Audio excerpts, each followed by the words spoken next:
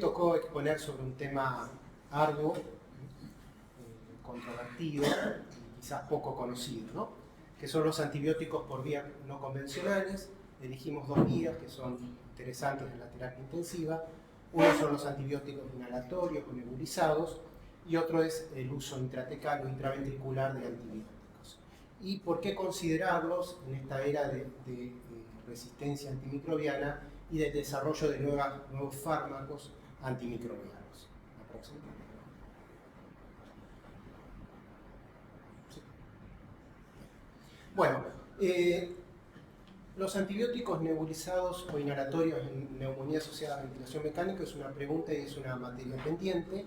Están en uso desde que se conocen los antibióticos, más o menos desde 1940, y en la actualidad tenemos una situación bastante complicada en neumonía asociada a ventilación. Más del 65%, por nuestra experiencia local, probablemente más del 90%, son producidas por bacilos gram negativos, y en donde empezamos, digamos, ya no es la excepción, sino que es una realidad diaria local, la presencia de multiresistencia, extrema resistencia y la emergencia de cepas pan-resistentes, ¿no?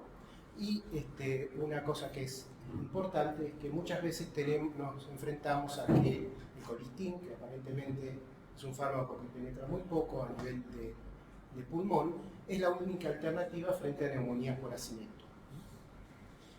Además que, a pesar de lo que uno piensa intuitivamente, la mayoría de los antibióticos endovenosos tienen poca penetración a nivel del líquido de revestimiento epitelial, que es donde están las bacterias que producen la neumonía. Y especialmente dos fármacos que usamos mucho, sobre todo el colistin y también la micacina.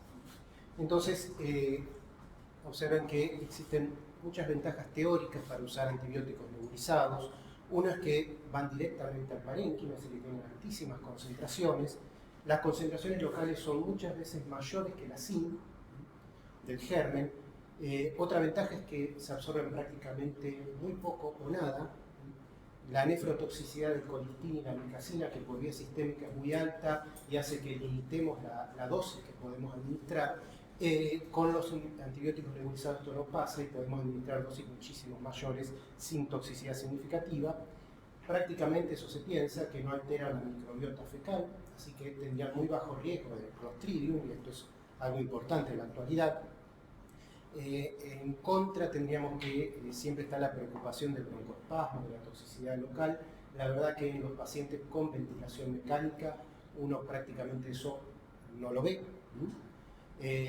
Y los antibióticos inhalatorios endovenosos, por eso sería una estrategia muy atractiva en neumonía. Pero, ¿cuáles son las limitaciones? ¿Por qué no se ha generalizado el uso de antibióticos? Primero, porque tenemos dispositivos para nebulizar, para tratamiento inhalatorio, que todavía siguen siendo poco eficientes.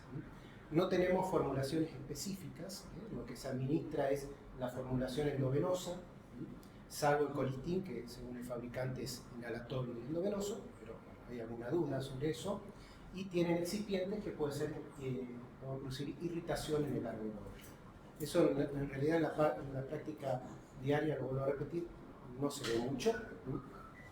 No, existen muy pocos estudios aleatorizados que den una calidad de evidencia alta, ¿no? La calidad de evidencia es baja. Siempre existe la preocupación del broncoespasmo, de las reacciones adversas, que se ven muy poco, y en pacientes que están con un distrés respiratorio moderado o grave, el seteo que uno necesita del respirador puede ser potencialmente perjudicial para el paciente, desreclutarlo, producir más hipoxemia, entonces eso es una limitación.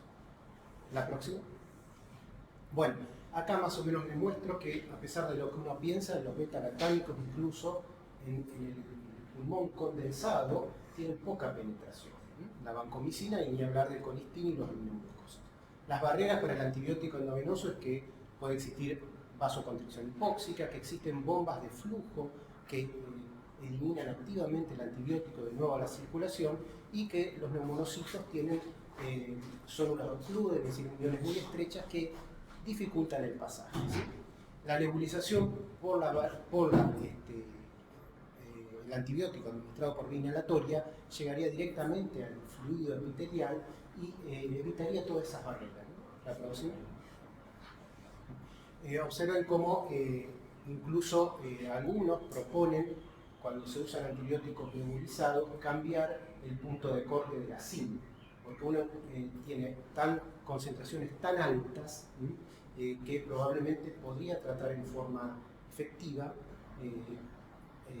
cepas que por la SIM convencional parecen resistentes.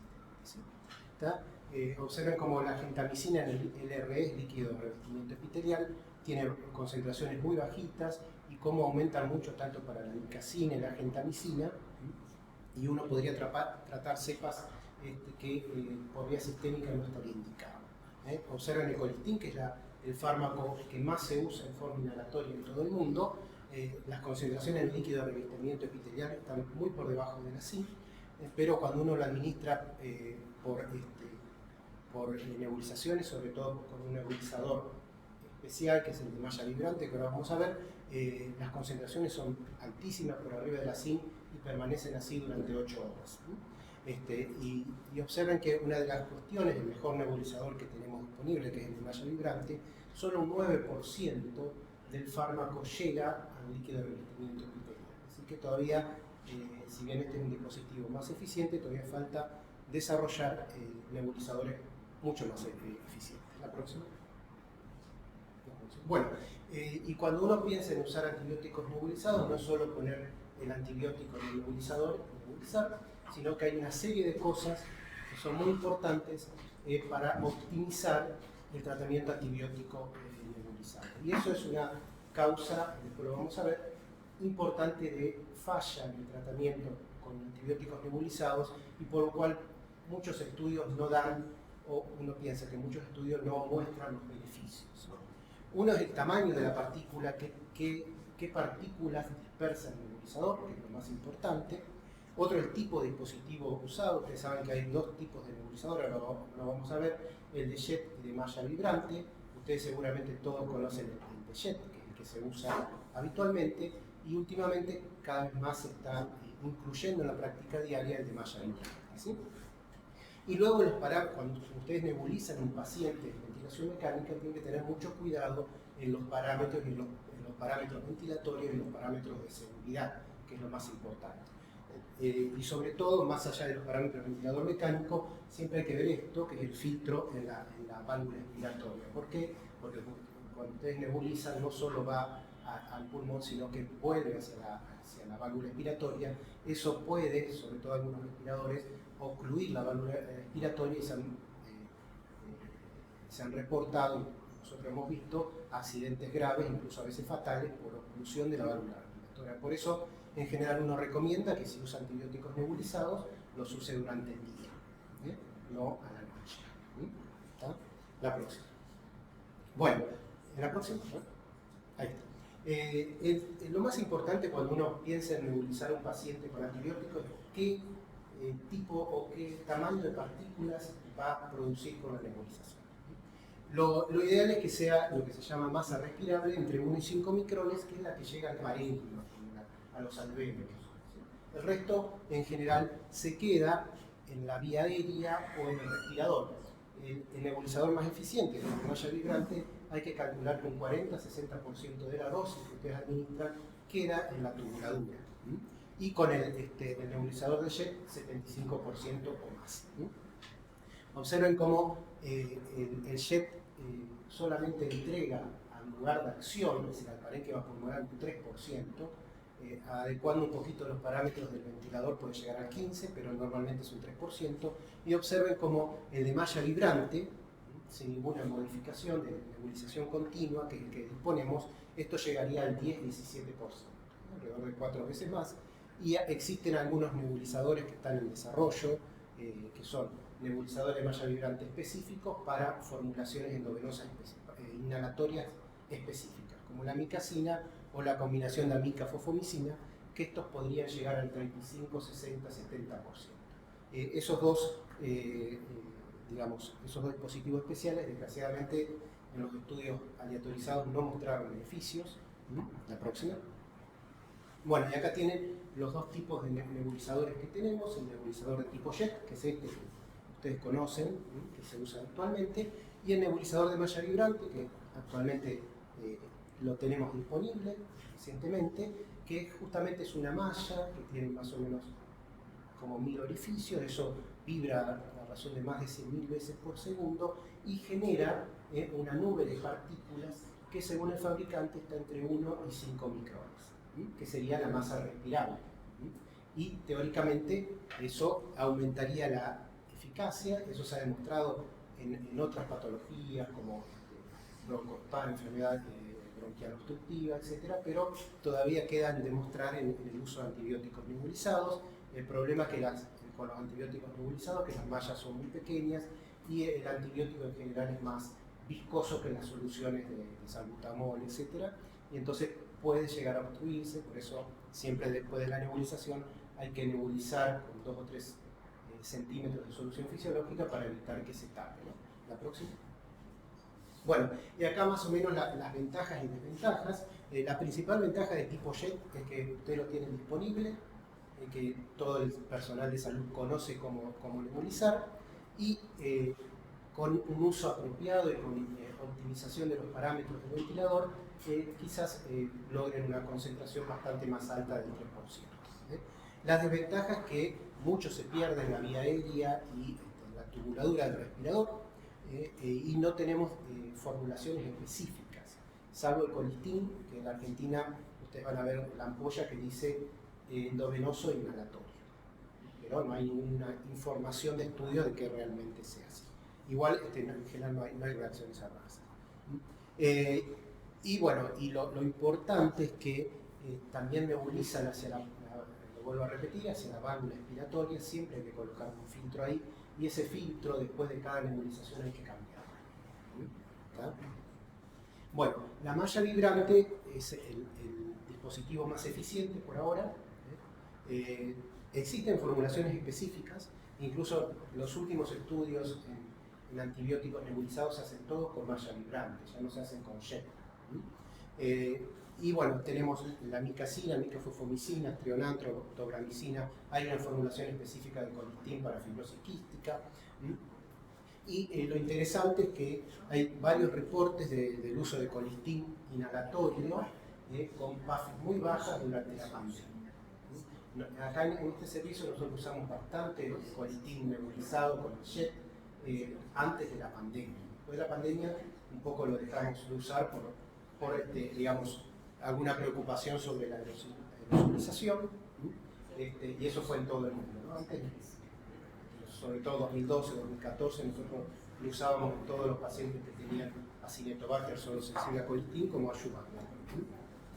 El problema de la malla vibrante es que no está disponible en la mayoría de las terapias, es costoso, pero cada vez es menos costoso y más asequible, y existe poca experiencia, la verdad que existe muy poca experiencia de cómo usarlo. La próxima. Bueno, acá, fíjense, todo lo que uno tendría que hacer para nebulizar con un nebulizador de tipo jet. Lo principal, siempre recuerden, es colocar un filtro en la válvula expiratoria, así evitamos algún accidente. Y fíjense los parámetros del ventilador que ustedes tienen que poner durante la ventilación, durante la nebulización. ¿Sí? Un volumen corriente relativamente alto, una relación 1 a 1, bueno, considerar la pausa inspiratoria, todo eso digamos, optimizaría la llegada del colistin al parénquima o del antibiótico, ¿no? Es muy importante que cuando ustedes lo nebulicen el paciente esté totalmente adaptado. Si hay asincronía, además de perder el 75%, del 25% que podría llegar, el 50% se pierde. Entonces tiene que estar bien adaptado. ¿Qué más? Nebulizar solo en inspiración. Ese es un problema. Los ventiladores que tenemos nosotros, que es el Thermograph, ese ventila solo en inspiración, les da 30 minutos de ventilación en inspiración, y si ustedes lo ponen van a ver que solo nebuliza en inspiración. El nebulizador debe estar más o menos a 15 centímetros de la I o a 30 centímetros de la entrada del tubo, porque eso genera como un efecto espaciador o aerocámara que permite mayor llegada del fármaco al cuerpo, ¿no? Las características del antibiótico, bueno, todo esto es teórico, los aminoglucósidos tienen muchos excipientes como los bisulfitos, El colistin tiene una osmolaridad que está ahí en el límite. Sin embargo, cuando uno hace nebulizaciones con estos fármacos en ventilación mecánica, es raro ver broncoespasmo. Siempre hay que usar solución fisiológica. Las soluciones sin cloro producen mucho broncoespasmo. Eso es lo que se ha visto, por ejemplo, con el Astreonam, que la solución no tiene cloro, produce mucho broncoespasmo. Obviamente, durante la nebulización hay que retirar todo tipo de humidificación, tanto el HME como humidificación activa, ya que esto genera un efecto higroscópico. La humidificación activa, es decir, agranda la partícula y hace que llegue menos, ¿no? Bueno, y todo esto, esto es importante. El colistin apenas se reconstituye debe ser usado, porque si no empieza a generar digamos, excipientes que son tóxicos y se han descrito casos de distrés respiratorio por el colistin cuando se lo deja mucho tiempo sin administrar. La próxima. Y bueno, el nebulizador, todo esto lo que les mostré, aparentemente con el nebulizador de malla vibrante no tendríamos que tener ninguna preocupación de eso. No hay que ajustar los parámetros del ventilador, no habría que poner un filtro en la válvula respiratoria, nosotros igual lo ponemos, ¿tá? Porque esto, la verdad que no hay experiencia.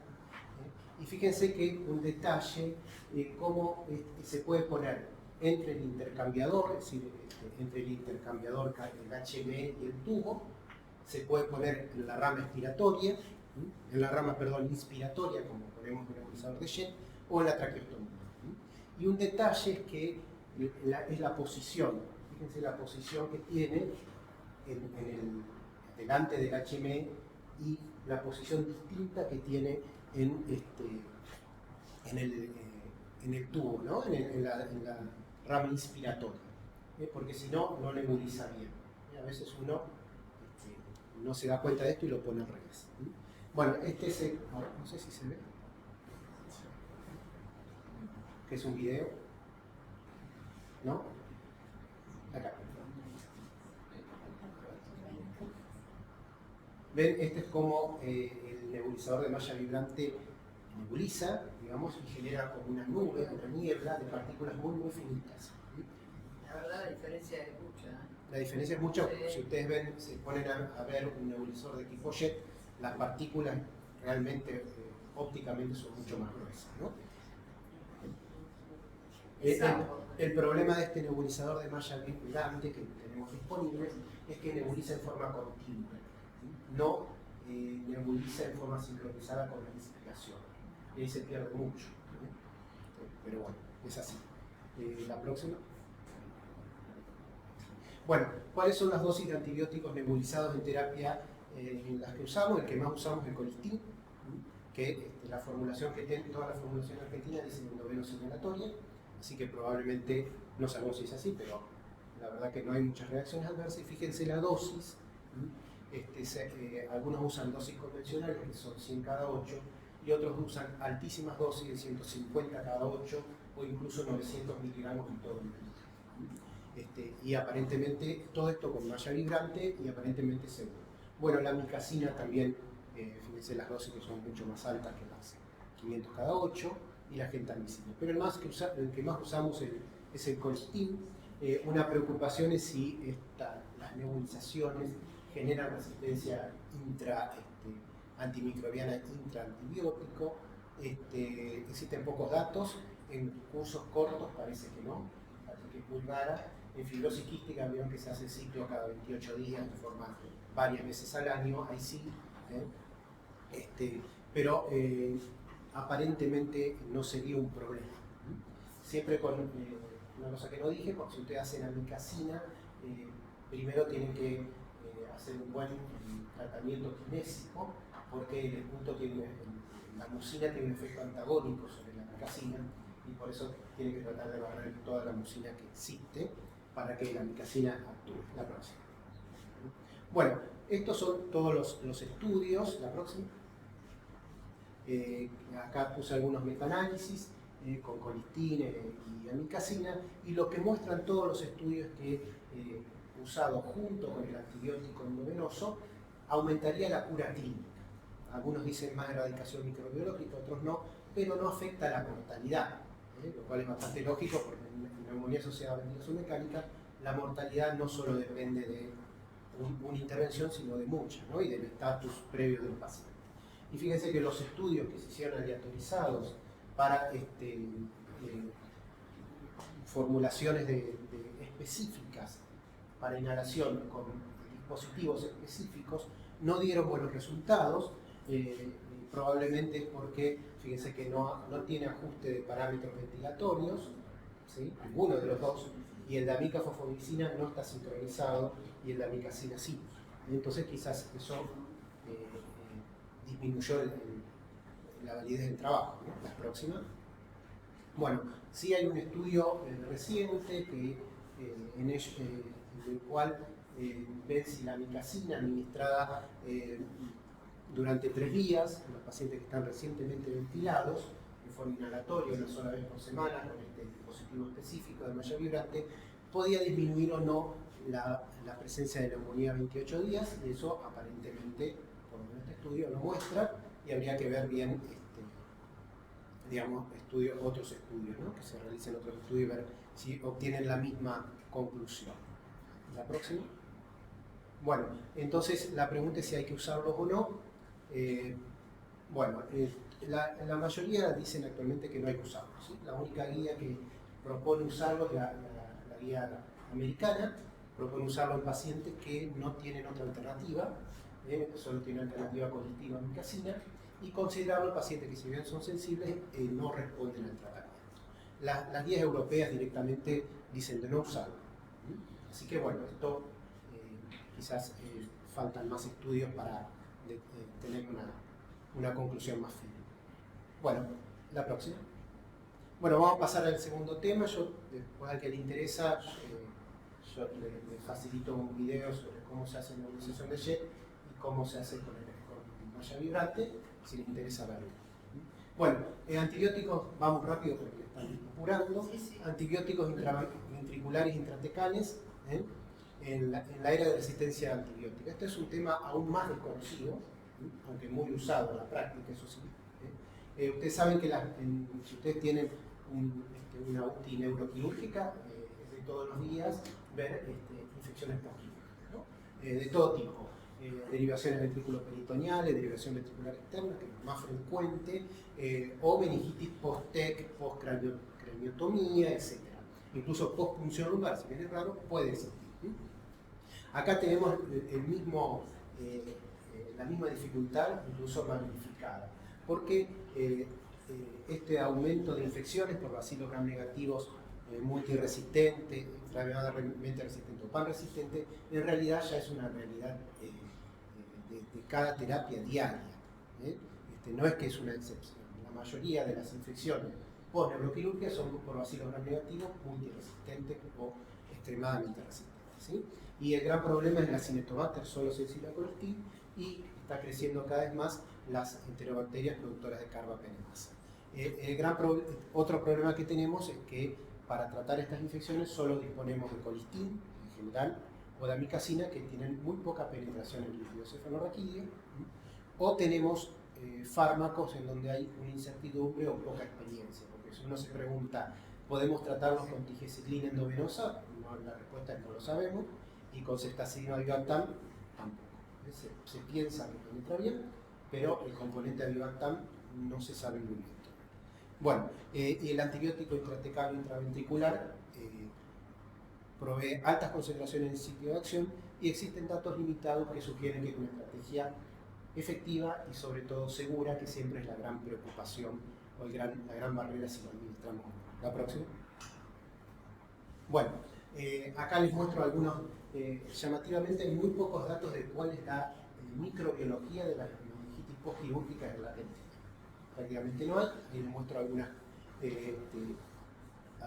experiencias, y observen que Acinetobacter y Klebsiella neumonía, incluso en una experiencia el 90% de la carga de masa. Yo creo que es lo que pasa habitualmente en la actualidad, que tenemos o Acinetobacter resistente a colistin, solo sensible a colistin, o Klebsiella productora de carbapenemasa. La próxima. Sí, sí. Bueno, ¿en qué pacientes indicarlo? ¿Cuáles son las indicaciones? Sin respuesta, si usted le pone antibiótico sistémico y no responde, sería una alternativa, gérmenes multiresistentes, especialmente bacilos gram negativo, y sobre todo si son solo sensibles a antibióticos como el colistin y la amicacina, que tienen muy poca penetración en líquido cefalorraquídeo.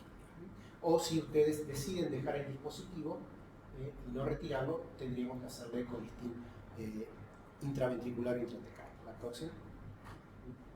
Bueno, en forma práctica, ¿cómo administrarlo? Porque eso siempre existe la pregunta o la duda, la incertidumbre.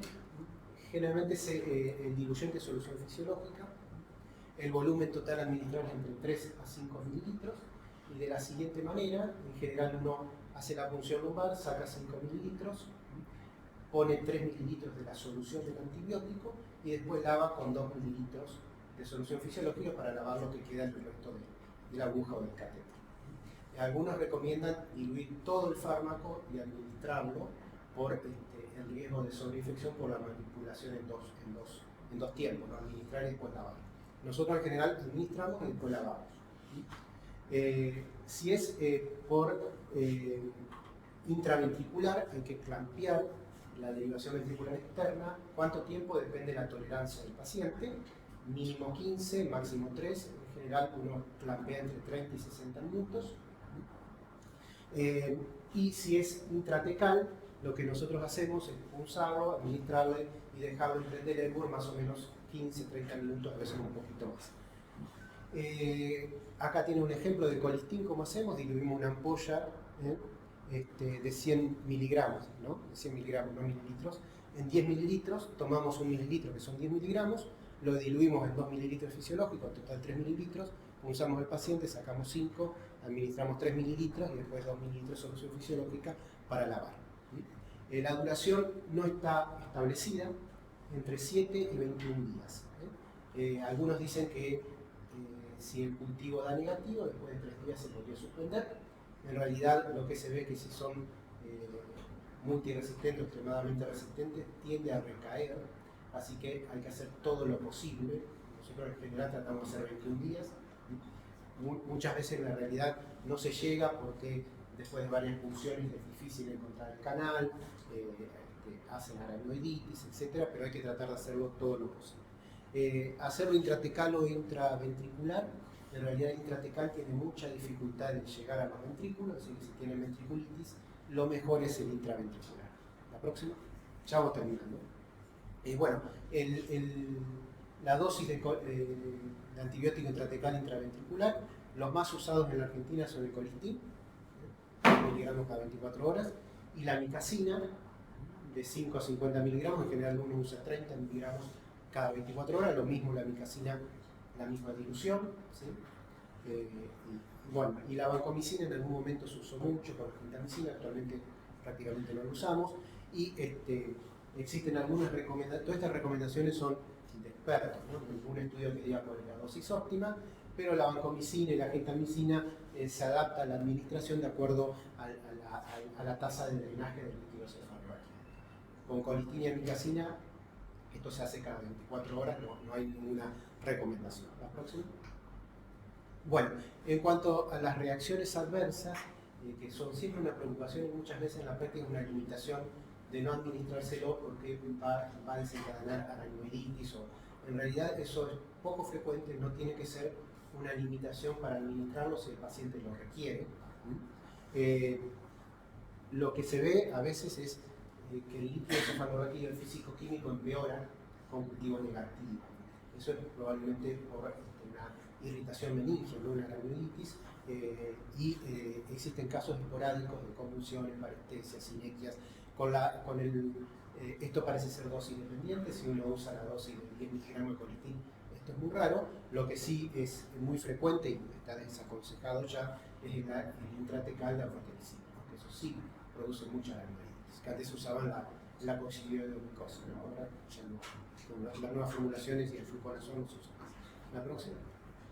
Bueno, y acá para terminar les muestro un estudio reciente que habla de esta realidad, ¿no? De esta realidad que tenemos, que es las meningitis postneuroquirúrgicas por Acinetobacter, solo sensible a colistin o Klebsiellas productoras de carbapenemasa. Fíjense que con el tratamiento intratecal o intraventricular, incluso la mayoría fueron intratecales. La tasa de negativización es mucho mayor y la mortalidad es menor que por vía endovenosa. Y cuando ellos este trabajo hicieron la diferencia entre acinetobacter y Klebsiella, vieron que las Klebsielas responden mucho menos y tienen mayor mortalidad. Y queda todavía como desafío cómo tratar las Klebsielas productoras de carbapenemosis. Bueno, muchas gracias.